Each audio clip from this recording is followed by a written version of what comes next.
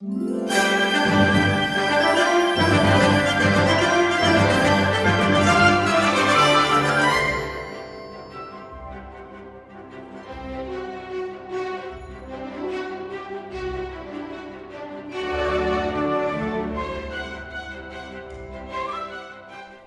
my peoples, what's up? Welcome to the One Stop Co-op Shop. Jason here, and today I have a solo playthrough for Globetrotting. This one is from R2I Games, makers of Canvas. In Canvas, they gave you very solid gameplay with some innovative product model. Globetrotting is no different. Your eyes do not deceive you. This is a three-dimensional globe. In this 1 to 4 player game, every player is going to have a globe. You are playing a world traveler. You're traveling to fabulous destinations, and you are keeping track of where you go with a wet erase marker that you are going to draw on this globe, measure your distances, and ultimately keep track of your points here in these snazzy passports. Now, I don't normally give opinions about games, at least as early in the playthroughs, but I have to shout out the product model here. This is excellent, and the gamification of it, it's just a very solid package overall, so I'm very, very excited to bring this one to you to let you can see if it is a good fit for your solo gaming or for your family. In the solo version, we are going to be playing against a bot, which is Abby. Thank goodness we don't have to draw on 2 globes. More of a high score race with some wrinkles. I'll show all that as I get into the playthrough, but first, some channel announcements. We are the One Stop Co-op Shop, a gaming empire, and your one stop for solo and cooperative gaming goodness.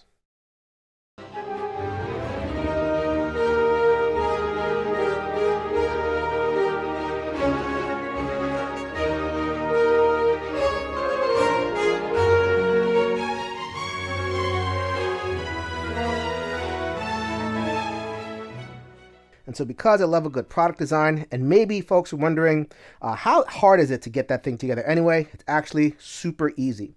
So you have the 2 halves, hemispheres, that correspond to the east, E and W west. You take the paper and you get it in there, and the paper fits right in there, nice and easy, like a half globe.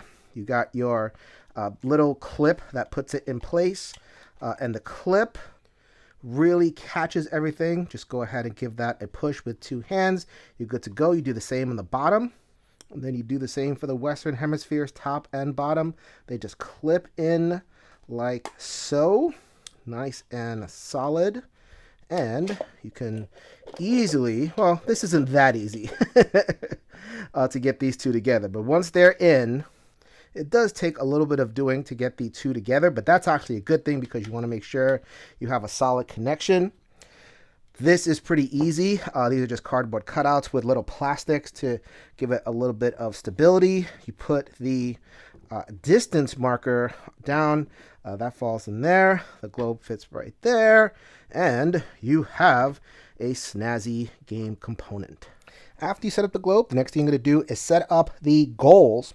So in terms of your own personal travel goals, you're going to have a spring bucket list, summer bucket list, and a fall bucket list. In the normal game, you'll just pull one from each, and that prevents your personal goals. As you get used to the game, you kind of shuffle them up and deal them out randomly and create a little bit more chaos. I'm okay with no chaos. That's fine. You also have 2 global goals that you will deal out, and every player will have that to go for. In terms of your own personal setup, everybody is going to get a passport, and you're going to deal out 3 cards from this destination deck. So I have Istanbul, Turkey, Gugong in China, and the Galapagos in Ecuador. So this is where you can start learning where stuff is on a map. So you have coordinates over here. So H1, J1, B2, that actually coordinates the letters and the numbers. So it'd be like 1, 2, and 3. So you can find stuff easy. And you mark it on the globe. So with a wet erase marker, make sure you use the included wet erase markers and have a wet towel or something like that nearby. So we have my spring trip will begin in Istanbul. My summer trip will begin in Gugong, and my winter trip will begin off the coast of Ecuador. If you are playing a low player count game, 1 to 2, which is what I'm doing, you are going to have a festival. Explain that in a little bit. And as I said in the intro, you will give 1 passport to the bot, which is named Abby. There are 9 total turns in the game. For every turn, you are going to pull 3 more destinations, putting them on top of the previous ones to make sure you don't get repeats. So now I have Denali in the USA, Jaipur in India, and Carcassonne in France. A lot of the destinations are familiar to Eurogamers, Jaipur, Carcassonne, all games. So here is where we get into the strategy of the game. So you have to choose where you want to go and in which season you want to travel. So let's just focus on spring for now.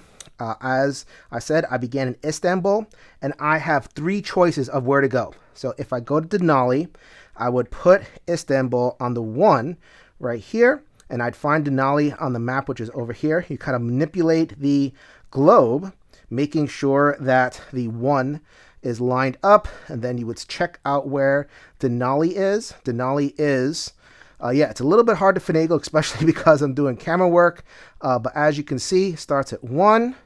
That any train trip in here would be worth 1, it would be worth 2, and it would be worth 3. So Denali's over here, it would be a 3-cost flight.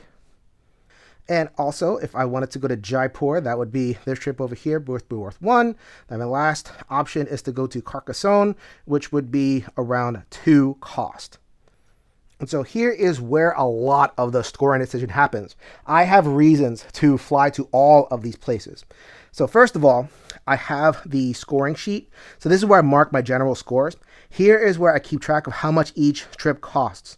And I want to keep it low. So if I wanted to get the lowest one, it would be Istanbul to Jaipur. I'd write a 1 right here. And then over the course of my 9 turns, I write the number.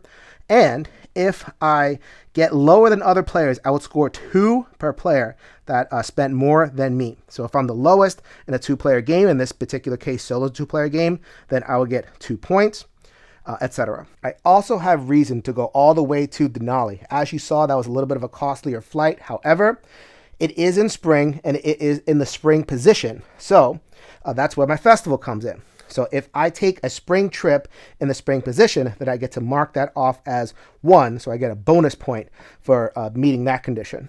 Also, I have my personal goal. So because every player is going to have one personal goal that coordinates with spring in the normal game, the personal goal says, in spring, visit 3 destinations in the same continent. Guess what? Istanbul/Turkey is in the EU. So I would want to go to places in the EU, which in this particular case is Carcassonne. So then that would be a reason to go to Carcassonne to make progress towards my personal goal. So aside from those personal goals, I have global goals to think about. So Denali is in North America, it's in Alaska near the Northern Lights. Check out that picture right there. So if I wanted to make headway here, I would take my trip and land on North America, making progress towards this goal.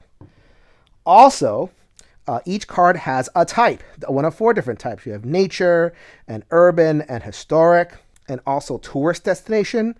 So in this particular global goal, each trip has a different pair of destination types. So spring would have 2 of these nature ones, and then we'd have 2 urban ones and another flight path, etc.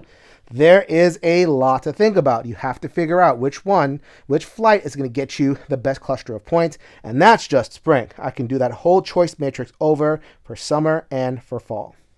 And so looking at all of my options, I'm actually going to take the summer trip. I'm going to go from Gugong to Jaipur. And I'm not going to do this on camera every single time, but I just wanted to illustrate. You draw a line, and you get an arrow as close to the middle as possible, and that denotes your trip. So that does a couple of things for me. First of all, it's a cheap trip, only worth 1. So in my personal passport, that's me right there. I'm Jay. I would put a 1. And also, because I use the summer trip to go to a summer destination, I would mark that 1 on the festival. Now, it doesn't get me closer to the summer goal, but I have 9 turns, and you can't do everything. And, oh, by the way, these are both historic sites. You see the pillar right there, Gugong and Jaipur, both very ancient cities. So that gets me closer to this particular goal right here, which is to have the 3 pairs of cities on my 3 paths. And so that would be time for our Abby scoring. So Abby gets 2 for every flight path you take. Sometimes you could take more or less, depending on the level of expertise. This time I'm just taking 3, so 6. And just straight up 3 points for their festivals. So in order to determine what I put into the slot for Abby in terms of the cost of her flight, I would go to the next card over and see what the coordinate is. They always spend 1, 2, or 3. So I went to Jaipur, so this is a 1. So I would put down a 1 over there. So I wanted to go to Denali because that would have put a 2 on Abby's sheet. However, most other places that I was looking at were pretty far, pretty costly. So I just went with the short flight for me and for the bot. So that is a pretty big choice matrix. By the end of the game, the whole globe is going to be covered in these lines. Let's go along for a ride. 8 turns left. All right, let's get a bit more up close and personal with these destinations. So we have Torres del Paine in Chile, Vancouver in Canada, and Maui in the USA. I have 2 flights, my spring and my summer, that are stuck in the Asia. So no, those are long flights over 4. But this flight right here, my fall flight, is pretty reasonable. So we have Maui right there, and we have the Galapagos. Either way, they kind of flip both ways for left-handed and right-handed. So it looks like this is a 2-cost flight. All right, so this does a couple of things for me. First of all, I have a global goal to go to all 6 continents. I don't have anything in North America. There is my North America. 2, it is cheap, at least as far as my available flights go. So that's 2, and I'm going to keep a running total. That gives me 3 total. This wraps around for the bot, so they get hit with a 3. Thank you very much. So their running total is now 4. I am lower than them and therefore leading in the score category so far. And so that actually takes me away from this goal, but not too bad. I can always bounce back to South America if I need to, because I have to visit 2 things in South America and 1 in Europe to get 5 points. It's actually one of the harder ones, therefore one of the higher scoring ones. But literally, you can't do everything. I may just say goodbye to this one for the sake of getting other goals. I may, though, want to focus on these global goals. I didn't mention this. I'll mention it now. So on turn 6, at the end of turn 6, the bot will score this whatever is available. So if I leave these unattended, they will score both the 6 points. That's no good. So I at least want to get one of them, maybe both, before turn 6. On to round 3. All right, look at the dorkiness in front of you. I love that this game just leans into the dork. All 3 of these are board games. Marrakesh in Morocco, San Juan in Puerto Rico, and Nusfjord in Norway. So I have a couple of options, and I'm looking at the spring in particular. So here is Istanbul. I could go to Nusfjord. Nusfjord would satisfy the spring condition of staying in the same land. I would need 3 destinations in that same continent. That would give me 2. Not going to do that, though. Instead, I am going to go to Marrakesh, which is a 2-point flight. That does a couple of things. First of all, yeah, baby, right there. Look at that beautiful arrow. They are both urban centers of repute, and I need a trip to go to urban centers. 1 pair, so I got 2 pairs down, 1 to go. And I wasn't in Africa, so it satisfies this condition too. Global goals over personal goals, because the bot is racing towards those. Global goals, got to get them first. And so that was 2. So my running total is 5. And wrapping around from Marrakesh, unfortunately, that's the bad stuff. I wanted to have gone to Nusfjord. That was another reason to go to Nusfjord, to catch them with the 2 from Marrakesh. But I thought that was a pretty good move. So I just have to keep in mind the fact that the bot is tied with me in terms of that point total. And if you're wondering, the wording is very specific. Score 2 per player that spent more than you. Therefore, a tied player did not spend more than you. Here is the next set of cards. Santiago in Cape Verde in Africa. Chicago in the good old US of A. And Tobago in Trinidad and Tobago. I should have been noting this the whole time. So the turn before, I did fall to fall. This turn, I did spring to spring. So I am almost a max score on this. That's nice to get out of the way early. Gives me flexibility. So sometimes I am here for minutes and minutes looking at the right move. Sometimes the right move just crystallizes in it. It's just a beautiful thing. So right now, my fall destination is at Maui. I want to, because of my personal goal, get back to South America. The game presented me. I was a little bit patient, and I was able to do it. So I'm going to go back to Trinidad and Tobago. It is a little bit of a more expensive flight, but I don't care. All right, where are we? Boom. Close enough. I'm in front of a camera, people. That's great. So that is clearly 3, which is a bit of an expensive flight, but that's okay. So 3 brings me to 8. And I noticed that Santiago is over here. That's a 3. That brings the bot to 8 as well. Still tied. I will take a tie. As long as I can make progress towards my goals. Which I did, and how. So the fall flight has a tourist and a tourist right here. My sun flight has a historic and a historic. And my spring flight has an urban to an urban. And so that satisfies this condition. Let's give myself a little J. Woohoo! And also, these are wet erased as well, so I can kind of mark down that I have 2 destinations down here, and I just need this for the 5. They thought of everything in this game. All right, turn 5. We are almost halfway done with the game. We got Isle of Skye in Scotland, Great Barrier Reef in Australia, and the Isle of Fiji. So here's where I have to make a choice over here. So, as you can see, I am in Marrakesh right now, and going up to Isle of Skye will be super inexpensive. So that would be a 2-cost flight. So there, look at that. I think they could tell that's a 2. Fantastic. That would be a spring flight, which would notch me that. It would also be my second destination within Europe, so I get a whole bunch of goodness there. But it's turn 5. I only have this and one other turn to get to this area right here, Oceania. So I already have hit these 5 continents. I need to hit the 6th, and I'm not guaranteed to get a zone over there.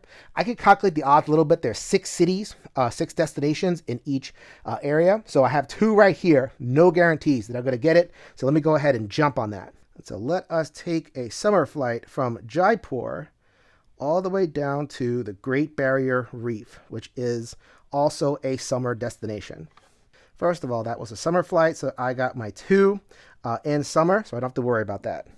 Second of all, I got my destination. So I am in Maui in North America. I got the 2 flights in South America, Marrakesh, Istanbul, Gugan/Jaipur, and now the Great Barrier Reef. Look at the little J. It took me a couple of games to really get the rhythm on that. My first game, I was blown away. The bot got all the global goals, so I kind of disciplined myself. Go for the global goals first. But also, by serendipity, I got in zone 1. You see this line over here? The Jaipur is under that line, so that's zone 2. Great Barrier Reef, yeah, I know. Close enough. In zone 3, so the summer flight says, in summer, visit destinations in rows 1, 2, and 3. We got bang, bang, and bang. Got my 3. I can discard this card. It is scored. Now, the bad side is, and there's always a bad side, that's a 3-cost flight, which gets me to 11. That look at the next card over, which is Fiji 2. So Abby is running a little bit ahead of me in the cost area. Just got to mind that. But for everything else I got, worth it. All right, so now it is turn 6. And at this point, Abby, at the end of this turn, would score the 4. I don't care. So I already wrote 4s in Abby's sheet. So I am just kind of muscling it out. I have to finish stuff in my own area and see who gets the cheaper flight path. But for the most part, it's nice to be able to kind of offload scoring stuff and focus on what's left. And so for both of these personal goals, I have to get my flights back to Europe. So fall has to go back to Europe. And actually, this one, I don't necessarily have to go to Europe. I just have to visit 3 destinations in the same continent. And also, flights can be as long or as short as you want, as long as you have 9 connections. So you can have 1 flight that went 2 destinations, 1 flight that went 6. That's perfectly fine in this game. And so let me take my summer flight. I'm looking for cheap flights at this point, and this is the cheapest one I could find. All right, so y'all be the judge of that. So what the rules say is if the if the thing is halfway over, then you will go to the higher one. But I'm really thinking it's a 1-cost flight. That's exactly what we're going to go with. And so that 1-cost flight brings me to 12. Abby goes to the Serengeti, which is 3. I was thinking of taking my trip that's in Marrakesh this spring to the Serengeti, but that would wrap to Cartagena, which gets a 2. So I just wanted to give myself a little bit of leg room there. So that goes from 10 to 13. So now I've pushed Abby ahead of me in cost. That is the push-pull of this game. All right, next up, we have turn 7, Tokyo, Teotihuacan, and Santorini.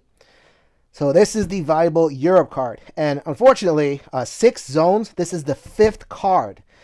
So I have 2 different flights that are competing for this card. I have to figure out which one. So I could add. 5 is better than 3. So it looks like Tobago is going to win it. So let's go ahead and my flight in the fall is in Tobago. And then we are going down to Santorini, which is, looks like that's a solid 3. Yep, that's a solid 3 right there. And so this is a terrible line. It's not supposed to curve. I just did it. Anyway, they can crisscross fine. In fact, some of the personal goals ask for certain points of crisscross, so you have to make sure the lines are as straight as you can. Apologize for that. So this hurt me. So we're going to go to 15, adding up to 12. Wrapping around that Tokyo is a 1. And so the bot is having 14. I have a feeling that they're going to take this one from me. But at the very least, I was able to get my fall flight to Europe and score these 5 points. So now what that did was the spring flight has to go to 3 different in the same area. I could no longer do Europe. There's only Alhambra left for Europe, which is a shame. I would have to do it in Africa. There are 3 more cities to go. I will not see this entire deck because there's clearly more than 6 cards left. And there are only 2 turns in the game, 6 cards. So let's roll them bones. All right, so this is turn 8. The game is taunting me. Alhambra's right there. I could have totally gone. Taking a much cheaper flight from Tobago. Oh, well. Took the bird in hand. Anyway, so the only real way to score, to keep my flights down, and to get Africa cards for my spring flight. So this wasn't in the spring flight, just to let you know my festival progress. I have everything filled in except that second spring flight. So in turn 9, an Africa card right here would be absolutely perfect. But we're not in turn 9 yet. We are in turn 8. So spring is in Marrakesh, and they are going to go down to Cape Town, which is a 2-cost flight. Let's see if I can execute a straight line on the camera. Come on, straight line, straight line, straight line. Close enough. Excellent. And that is, yep, just to verify, that is a 2-cost flight. And that worked out for me. I'm at 17. The bot, they wrap around over here. They are tied at 17. 1 turn left. Did not get Africa. Wow. But I got a nice consolation prize. So here I am where am I? I'm in Samoa. And I want to go to Bora Bora. That looks like a 1-cost flight to me. Bora Bora. So that is with summer flight. So I'm not going to get that last, flight on my festival. But that's okay. That's cheap flight. That's 1, which brings me to 18 total. And the next one over is Adelaide. That brings them to 20. Oh, sorry about that. 20. And so they get 0 points right there. I could add them all up right now. 4, 8, 6, 14, 17 points for the bot. And 27 points for the good guys. What a resounding victory over the bot. And so I had played that on the easiest mode just for a demonstration, set up for experienced players. You can shuffle them together. And so you get 3 cards for the first time flyer, 4, 5, 6, and 7. I didn't feel like handling all that. 7. But there is a lot more challenge in there for you. I hope that this was good enough to show you the fun of this game, the tactile nature. You see your nice globe. You can kind of tell a story about where you've been, why you went there, etc. Man, I really dig this one. R2I continues to hit it out of the park for me. I like Canvas. I like this one so much. I guess my one little niggle with this game is that it does have some AP, analysis paralysis components. And the same was true of Canvas as well, where it's very deceptively simple to get into. You just want to give that to a more casual player or a player in a family night. you're going to have people looking at all the destinations. There's literally like 9 choices you go through, and then you have to pass them through the choice matrix of all those scoring conditions. So this isn't quite the game I would want for like a true family game night. It is that kind of half step beyond a family game night, which is just fine. So if your group likes that tactile feeling, I think this one would be a really strong one to consider. Again, it's 1 to 4 players. So go ahead and check out Globetrotting. Not the plural Globetrotters, Globetrotting from R2I Games. This is Jason with the One Stop Co-op Shop. We'll see you at the next stop.